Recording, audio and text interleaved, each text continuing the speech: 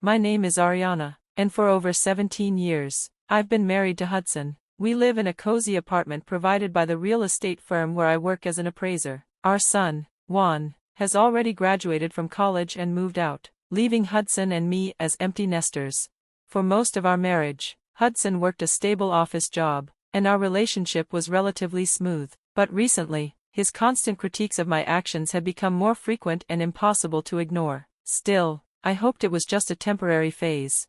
As my 52nd birthday approached, we planned a celebration with friends and family, hoping it might bring us closer. We reserved a beautiful restaurant, sent out invitations, and prepared for what I imagined would be a perfect evening. On the day of the event, our guests started arriving, and I greeted them with cheer, but there was an unease, a nagging feeling that something was wrong, especially as my parents, who were typically punctual, had not arrived.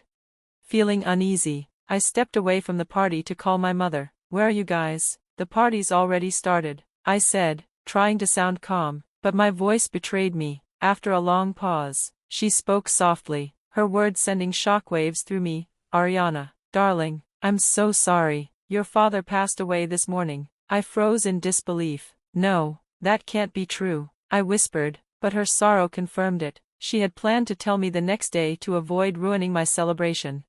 Dazed, I returned to the party. Hudson immediately noticed my distress and asked what was wrong. I tearfully explained about my father. His response, however, was chilling. "That's terrible, Ariana, but we can't cancel the party now. Everything's been paid for, and it wouldn't be fair to our guests." I was struck dumb by his lack of empathy, unable to understand how he could be so insensitive. I told the guests I had to leave to be with my mother, encouraging them to stay. As I hurried out, Hudson called after me, accusing me of being dramatic and suggesting I could visit my mother the next day. Furious and heartbroken, I left him behind, my mind reeling as I stepped into the cool night air. When I reached my childhood home, I found my mother sitting alone in the dark, clutching one of my father's old sweaters. Her tear-streaked face met mine as we embraced, sharing our grief in silence. Sitting with her in that dimly lit room, I realized that my life had changed irrevocably, not just because of my father's death, but because I had seen Hudson for who he truly was on a day that should have brought us closer. At the funeral, I stood beside my mother, receiving condolences while Whan quietly supported me. In that moment, I truly understood the depth of the bonds that mattered most. As I looked around at the gathering, I was struck by the glaring absence of Hudson and his family. Their absence felt like a betrayal. Later, at my mother's home, Whan confronted me, confused and upset. "Mom, where's Dad? Where are Grandma and Grandpa?" I could only shake my head, my voice tinged with anger. "I don't know, honey, they didn't come." Whan's frustration was palpable, and I couldn't blame him. After the guests left and my mother drifted into an exhausted sleep, I called Hudson, struggling to contain my anger. "Where were you today?" I demanded. His response was a feeble excuse. His family had all gotten sick from something they ate at the birthday dinner. The timing felt too convenient. "All three of you? You couldn't make it to my father's funeral? Do you realize how that looks? How that feels?" His apology was shallow, and I hung up, unable to continue the conversation.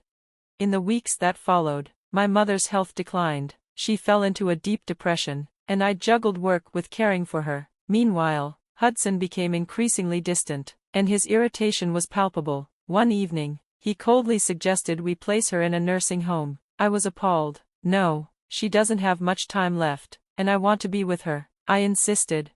Our argument escalated until I proposed a solution that would change everything, moving into her larger, more accommodating home to care for her. Hudson was disgusted by the idea. "I'm not obligated to care for a sick stranger," he said, refusing to see my mother as anything but an inconvenience. The debate dragged on until I pointed out the financial benefits of moving: no rent or grocery bills. He reluctantly agreed.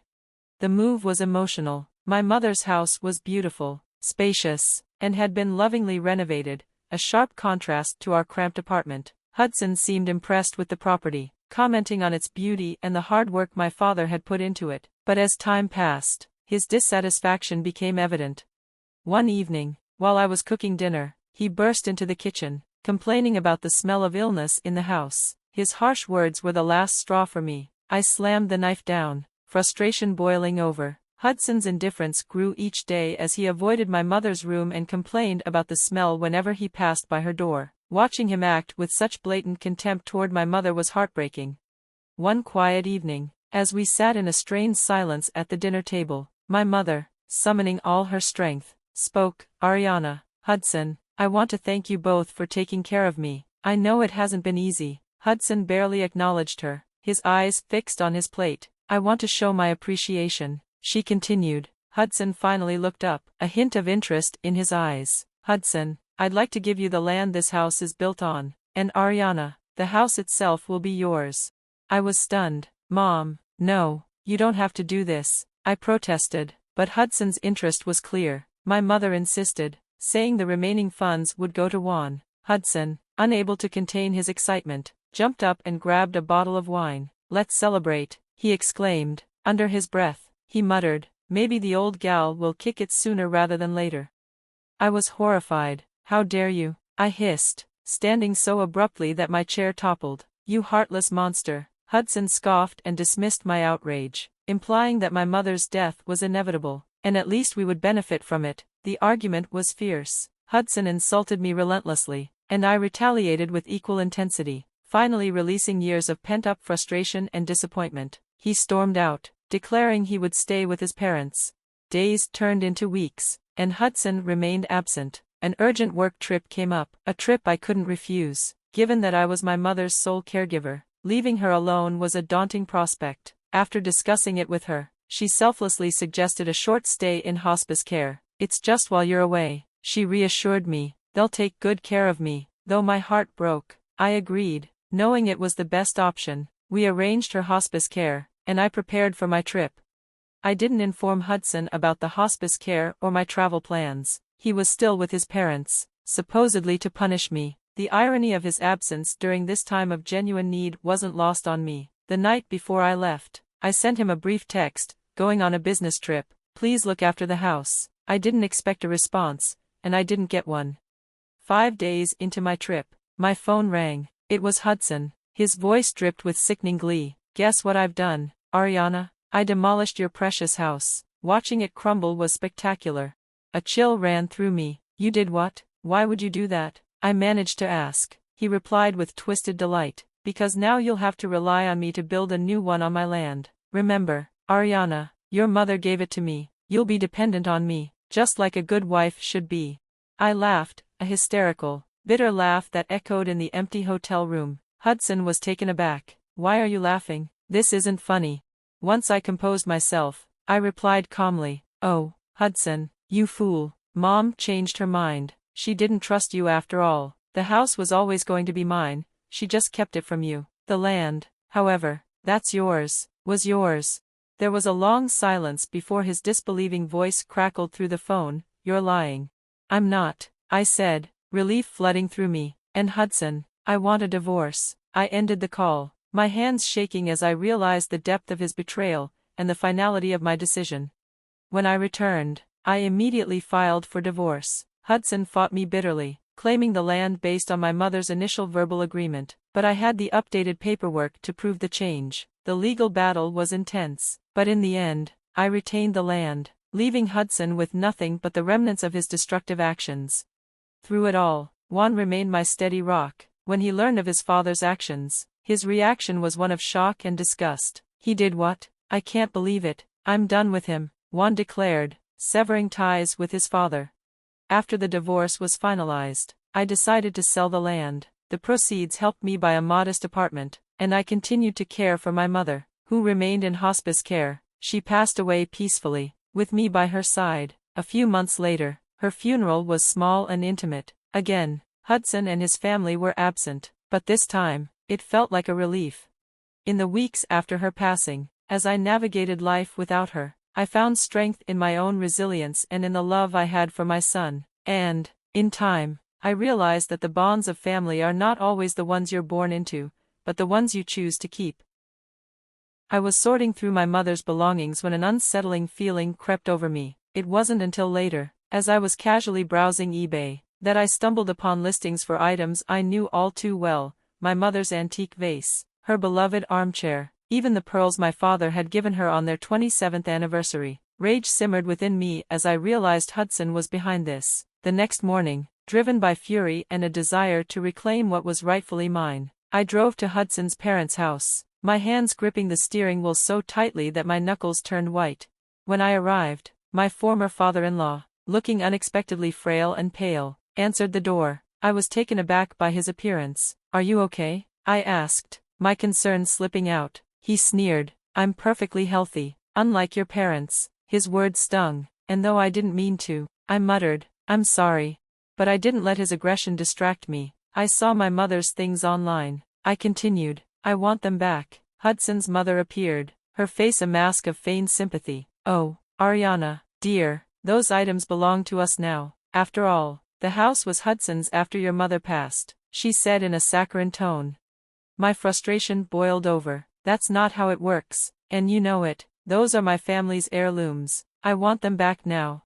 They refused. The argument grew heated and bitter, and eventually, they slammed the door in my face. But I wasn't about to give up. Determined, I went straight to the police station and filed a report. Faced with the threat of legal action, Hudson's parents finally returned my mother's belongings, the jewelry, the furniture, everything.